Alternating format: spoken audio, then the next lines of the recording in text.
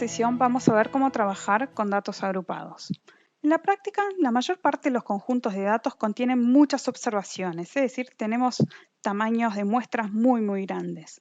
Por lo que cuando la cantidad de información es muy grande, resulta conveniente reducirla agrupando las observaciones en intervalos o tablas de frecuencias. Muchas veces no solo se representan los datos en forma agrupada para reducir la cantidad de información, sino también porque hay variables que son sensibles a la no respuesta. Es decir, es más probable que una persona en una encuesta conteste cierta información cuando se le pide que se ubique en un rango que cuando se le pide el valor exacto. A modo de ejemplo, si a una persona vamos a encuestar una serie de personas y le vamos a preguntar su nivel de ingreso o nivel salarial, es más probable que conteste cuando se quiere ubicar en un rango que cuando le pedimos el valor exacto. Hay otras variables que también son sensibles a la no respuesta, como por ejemplo la edad en las mujeres. La siguiente tabla tiene datos de ingreso mensual en dólares de 3.200 individuos en cierta ciudad. ¿Cómo se lee esto? Estamos diciendo que de los 3.200 individuos hay 250 que perciben un salario entre $150 y $450, que hay 800 individuos que tienen un salario entre $450 y $750. Pero estos intervalos o clases tienen que ser mutuamente excluyentes. ¿Qué quiere decir esto? Que un individuo que tiene un salario de exactamente $450 no puede estar en el primero y en el segundo intervalo a la vez. Es decir, fíjense cómo está la anotación. El paréntesis lo que hace es excluir el valor y el corchete lo incluye.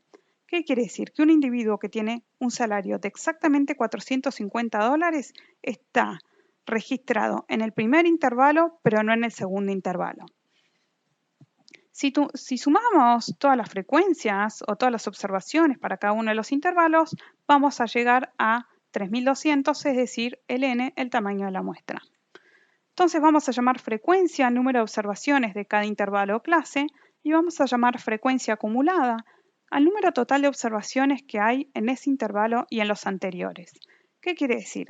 Si me paro en el segundo intervalo que va de 450 a 750, la frecuencia es de 800, o sea, 800 individuos que perciben un salario dentro de ese rango, y la frecuencia acumulada es de 1050, es decir, sumamos los 800 más los 250 del intervalo anterior. De esta forma, si avanzamos a lo largo de los intervalos, el último intervalo va a tener una frecuencia acumulada igual a n, es decir, a los 3.200 casos. Vamos a llamar frecuencia relativa a la proporción de observaciones de cada intervalo o clase. Es decir, lo que queremos hacer es expresar la frecuencia en términos porcentuales. Pensemos en otro ejemplo. Lo que queremos observar es los días de ausentismo laboral en el último trimestre y supongamos que esta compañía tiene 1.440 empleados y que estos en el último trimestre no faltaron nunca o faltaron una vez, 2, 3, 4 o 5 veces. No hay otro caso posible, es decir, no hay individuos que hayan faltado 6 o más veces. ¿Qué quiere decir esto? Que hay 410 empleados que nunca faltaron en el último trimestre, que eso representa el 28,5% del total de empleados. O sea, lo que estoy haciendo es 410 dividido 1.440 por 100 para expresarlo en términos porcentuales. Entonces lo que uno puede hacer es graficar un histograma. El histograma nos permite hacernos una idea visual rápida y adecuada de la proporción de observaciones que se encuentra dentro de un determinado intervalo. ¿Sí? Entonces acá tenemos graficado el histograma de los días de ausentismo laboral, donde en el eje Y está la cantidad de empleados, pero podría estar también la frecuencia relativa. Un histograma sirve, entre otras cosas, para tener una primera vista de los datos, de cómo estos se distribuyen, para poder detectar casos extremos a derecha o a izquierda de la distribución, para poder detectar problemas con los datos y para ver qué es lo que sucede con mayor frecuencia. Vamos a ver dos medidas que a veces se denominan medidas de forma, que se refieren a la forma de la distribución. Una es la simetría y otra es la kurtosis. La distribución de los datos puede ser simétrica o asimétrica. Cuando la distribución es simétrica, la media va a coincidir con la mediana y va a coincidir con la moda, como se muestra en el primer gráfico.